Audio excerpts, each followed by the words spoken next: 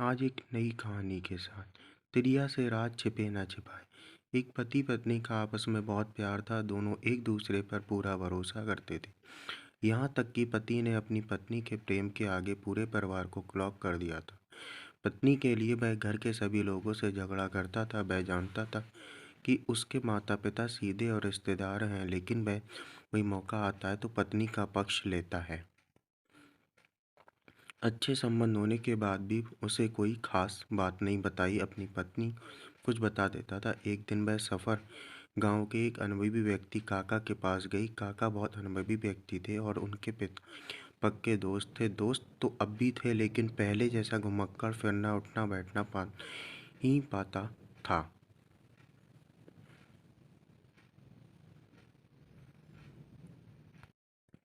काका को अपनी राजी खुशी वक्त अपनी पत्नी के बारे में अधिक बताता था, प्रशंसा कर रहा था। उसने ये नहीं बताया कि जो भी तब पत्नी से छिपी नहीं है। विश्वास के मामले में उसने पूरे परिवार की शक्ल देखना शुरू कर दिया। जब उसने सब कुछ कहा तब काका ने कहा, तुम जो सोच रहे हो वह सही नहीं है। पत्नी के बारे में तुमको ज़रूरत से ज़्यादा विश्वास है। किसी भी समय अच्छा लेकर देखो, फिर से पता चलेगा कि कौन सी बात कितनी गुप्त हो सकती है। मैं ये नहीं कह रहा तुम्हारा पत्नी का प्यार सच्चा नहीं है। कभी कभी प्यार करने वाले नासमझ में अपने प्रिय का हित करने के चक्कर में आहत कर देता है।